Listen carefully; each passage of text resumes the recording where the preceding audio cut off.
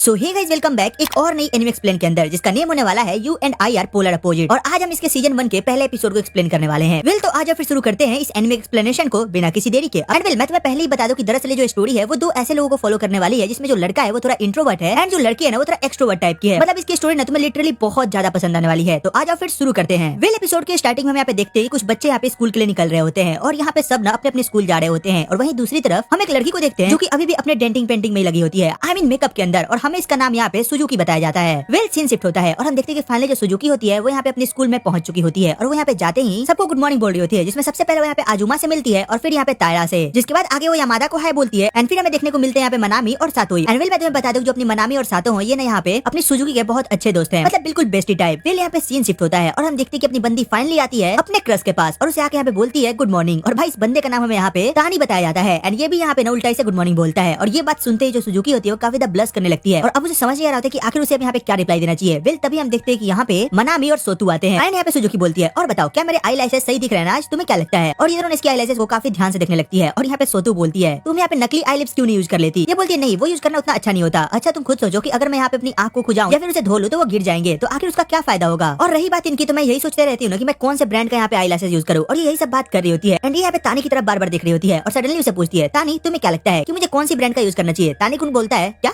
तुमने कुछ कहा क्या? वैसे इसके बारे में मुझे कैसे पता होगा? ये बोलती है हाँ मुझे तो पता ही था, मैं तो बस मजाक कर रही थी। वेल अपना बंदा फिर से अपने काम में लग जाता है। और यहाँ पे सातो और मनामी बोलते हैं आखिरकार तुम हमेशा तानी को परेशान क्यों करते रहती हो? क्या तुम्हारे पास थोड़ा भी दिमाग नहीं है? तुम उस बंदे को बिना मतलब हर टाइम डिस्टर्ब करते रहती हो। और फिर ये बोलती है नहीं नहीं तुम्हें गलत लगता है, बस मुझे ना मजा आता है तानी को ऐसे परेशान करके। और फिर वो तानी से बोलती है तानी अगर वैसे कभी तुम्हें मस्कारा लेना हो ना तो तुम मुझसे सलाह ले सकते हो। फिर तानी बोलता है हाँ मुझे क्यों लेना होगा? वेल तभी यहाँ पे बोलती है अरे जो भी हो मतलब लेना होगा तुम मुझे बता सकते हो। ये बोलता है नहीं नहीं कोई दिक्कत नहीं है मुझे चाहिए नहीं। ये बोलती है अरे देखो यार तुम फिर से वैसे ही बात कर रहे हो। और फिर ये दोनों से बोलती है देखा तुमने तानी बिल्कुल ऐसे ही बात करता है और ये हंसने लगती है। और जो अपनी सुजुकी होती है ना वो यहाँ पे मन में बोलती है तानी कुन मुझे माफ करना, बट मैं क्या करूँ तुमसे बात करने के लिए मुझे बिना मतलब की ना वजह निकालनी पड़ती है। और फिर ये दोनों लड़कियां होती है तानी से बोलती है तानी तुम सच बताना क्या ये तुम्हें ज्यादा परेशान करती है और अगर ऐसा है तो तुम मुझे बता सकते हो और अपना सीट चेंज करवा सकते हो। तानी बोलता है नहीं मतलब कि मुझे कोई दिक्कत नहीं है इसके बोलने से। और यहाँ पे जो अपनी सुजुकी होती है वो बोलती है देखा तुमने बस तुम दोनों को ऐसा लगता है कि मैं तानी को परेशान कर रही हूँ, बट यहाँ पे तानी खुद ही परेशान नहीं हो रहा, तो तुम हमारे काम में टांग अड़ाना बंद करो। और यहाँ पे सुजुकी मन में सोच रही थी कि भले सबको लगता है कि जो तानी है वो एक ना चश्मिश वाला लड़का है और वो किसी से बात नहीं करता, बट किसी को उस चश्मे के पीछे वाला लड़का नहीं दिखता।